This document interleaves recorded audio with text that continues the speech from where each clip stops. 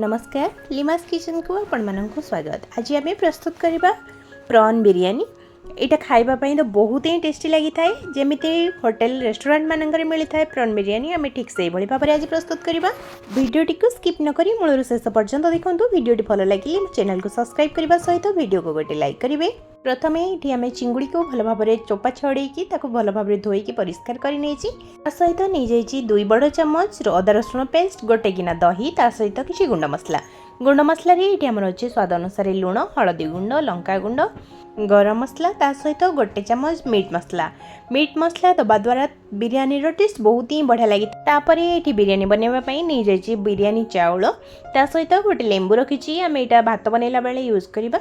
ता सहित ये नहीं जाइए किसी गोटा गरम मसला, ता सहित नहीं जाइए किसी पियाज। मुझे 3टी मीडियम साइज पियाज को पूरा सरू सरू छोट छोट खंड करके काटिक नहीं जाइए।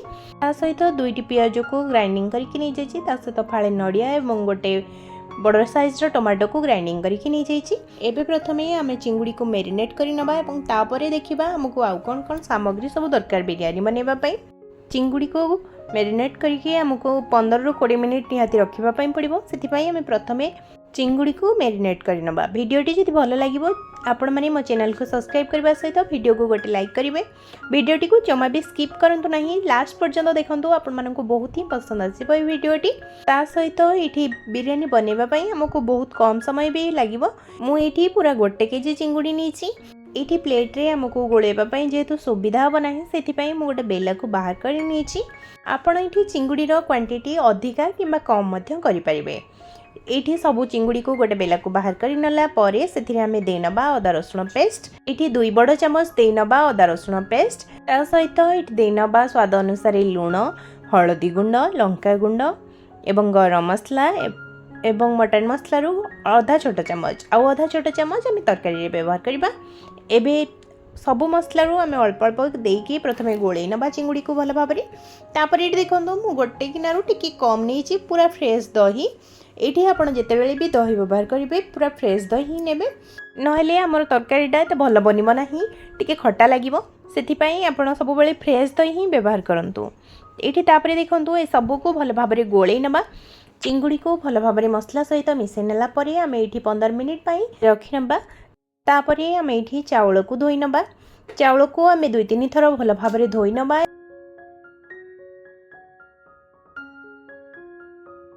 देखो मुझे प्रथम फाळे नड़िया रखी से नड़िया को ग्राइंडिंग करके से नड़िया रस बाहर कर ता सहित नहीं जाइए गोटे गिना क्षीर एवं केवड़ा वाटर, ता सहित नहीं जाइए किसी धनिया पत्र एवं घी गोटे चम्मच आमको ये दरकार हम। ता सहित आम ये बिरयानी मसला किसी नहीं जावा। गोटे प्लेट रे बिरयानी मसला रखी सब सामग्री को रेडी कर नेला परे आम ये गैस ऑन कर बसई नबा गोटे डिश। चाउल को लक्ष्य करके देनबा पानी को किसी समय आम फुटापी छाड़ा। पानी भल भाव में फुटीगला आम से देनबा लेंबू ये आम चुपुड़ी नबा द्वारा भात आमर पूरा खिला खिला हम, जमा भी मेंचा हम ना, बहुत बढ़िया भाव में भात आमर हो। ता सहित ये देनबा किसी गोटा गरम मसला। आमर जो गरम मसला मुझे देखी से सबू दबा ना, अधा व्यवहार करवा और अधा आम तरकारी व्यवहार करवा। मुझे गोटा गरम मसला रू अल्प किसी काढ़ी रखी नहीं आउ जहाँ बाकी थिला सब पकई नहीं पानी रे। एबे से आम देनबा लुण गोटे चम्मच एवं ता सहित तेल गोटे चम्मच पाखापाखि। आपण ये तेल बदल घी दे पारे, मु किंतु ये तेल दे नहीं जहाद्वारा आमर भात जमा भी मेंचा हम ना, पूरा गोटा गोटा रही। आपण ये तेल किंबा घी निश्चय व्यवहार करूँ। एबे तो पानी आमर भल भाव में पूरा फुटीगला। एबे आम से देनबा धोईकी रखि चाउल को। प्रथम जदि आप चाउल को धोईकी रखिने ताहले भात बनवाई आमको बहुत कम समय लगे। से मु प्रथम ये चाउल को भल भाव में धोई नहीं। एबे किसी समय पर देखु पाखापाखि 15-20 मिनिट पर आमर भात पाखापाखि हो आसला। तो जितेबाला 70 ରୁ 80% पाखापाखि हो गैस फ्लेम को ऑफ कर नबा। भात को छाणी नबा गोटे स्ट्रेनर साहाय्य मुझे भात सबको छाणी नहीं। एमती छाणी नबा द्वारा भात जमा भी मेंचा हम ना, आमर पूरा गोटा गोटा भात आमर।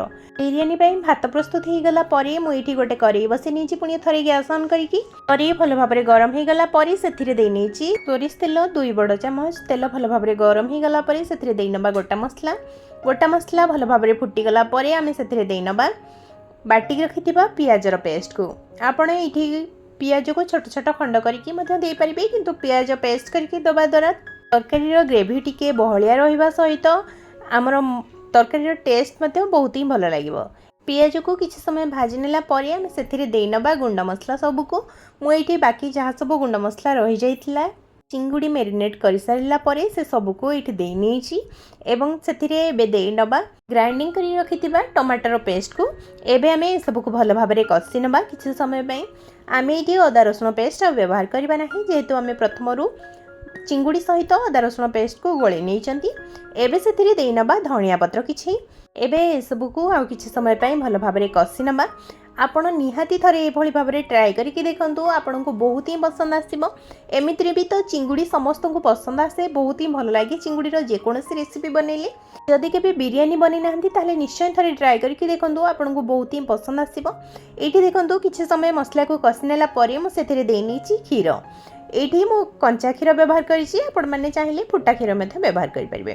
थरे मसला सहित एमती क्षीर व्यवहार करूँ देखिए आपन को बहुत ही बढ़िया लगे तार टेस्टा। एबे ये मसला आमर भल भाव में कषि गला आम से देनबा मेरिनेट करके रखिथिबा चिंगुड़ी को चिंगुड़ी देनेला परे एबे सब मसला सहित चिंगुड़ी को भल भाव में मिसई नबा एवं किछि समय पई छाड़ी नबा कहीं चिंगुड़ी रे बहुत सारा पानी बाहरिबो तापरे आम से दही जेहेतु गोलैचंती किसी समय पे आम छाड़ी नबा चिंगुड़ी पानी बाहर स्टार्ट हो गली तापरे आम आउ थे पुणी गोले नबा। एबे मु किछि समय पे कवर कर नौची किछि समय परे आम कवर खोली नबा। ये देखंतु चिंगुड़ी आमर केते सारा पानी बाहर सहित चिंगुड़ी सीझी आसला बहुत बढ़िया कलर आसीगला चिंगुड़ी आप देखिए जानीपे। एबे आम ये दे नबा टे बड़ चामच बिरियानी मसला को देला परे आउ किछि समय पे कवर कर नबा एवं चिंगुड़ी को भल भाव में सुखा सुखा है पर्यंत कषि नबा। ये चिंगुड़ी आमर पूरा सुखा सुखा हो गलानी। एबे आम से दे नबा नड़िया रस को आपण केवल यही भाव में चिंगुड़ी रे नड़िया रस देकी भात सहित खाली बनईकी खाईपारे यहाँ बहुत ही टेस्टी लगी था किंतु मु जेहेतु बिरियानी प्रस्तुत करुँची से आम आउ किछि समय पे फुटे नबा। नड़िया रस देला परे आम आउ जमा भी तरकारी को कवर करबा नहीं कहीं चिंगुड़ी आमर पूरा बहुत भल भाव में सीझी जाइए। आम आउ 5 मिनिट पाखापाखि केवल फुटे नबा 5 मिनिट पाखापाखि फुटीगला परे आम ये गैस फ्लेम को ऑफ कर नबा एवं नेक्स्ट स्टेप को जीवा। ये देखंतु आउ गोटे कड़ाई बसई नहीं एवं से दे नबा रिफाइन तेल एवं तेल को भल भाव में गरम होगापाई छाड़ा। आपण ये प्रथमरू पियाज को तेल रे छाणिकी रखी नहीं पारे मु किंतु तरकारी प्रस्तुत कर सारा परे ये पियाज को भाजी नहीं तेल भल भाव में गरम हो गला परे आम काटिकी रखिथिबा पियाज को दे नबा। ये आम पियाज को भल भाव में भाजी नबा।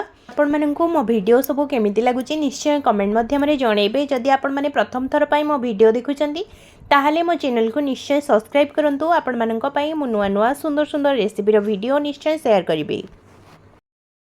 ये देखंतु पियाज पूरा गोल्डन ब्राउन कलर हो गलानी एवं बहुत बढ़िया भाव में भाजी हो जाइए। आम एबे ताकू गोटे प्लेट को बाहर कर नबा। ये आम बिरियानी प्रस्तुत करवा से मुझे गोटे डिश नहीं जाइए डिश रे दे नहीं प्रथम गोटे बड़ चामच देसी गुआ घी तापर से दे नहीं भात आम प्रथम जो भात बनईकी रखी से बिरियानी चाउल भात को तापर से दे नहीं बनईकी रखिथिबा चिंगुड़ीर तरकारी को एवं तापरे दे नबा धनिया पत्र किछि ता सहित भाजिकी रखिथिबा पियाज को एवं तापरे ऊपर पुणी भात दे नहीं मुझे प्रथमे भात एवं ऊपर भात रखी नहीं माने 2 लेयर करके भात दे नहीं तरकारी को मझिरे दे नहीं।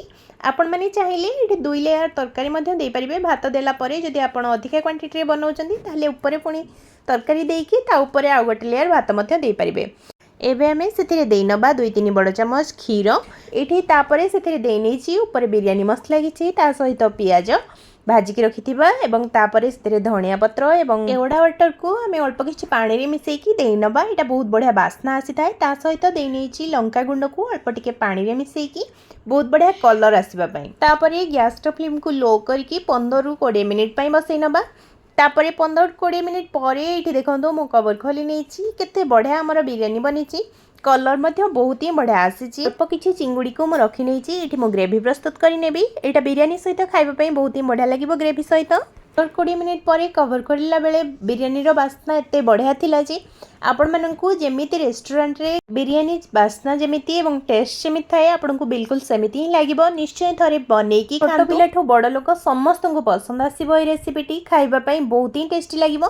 भिडियोटी जदि भल लगे चैनल को सब्सक्राइब करबा सहित वीडियो गोटे लाइक करिवे। खावा पुणी गोटे नुआ रेसिपी सहित सेतेबेले जाय विदाय दियंतु।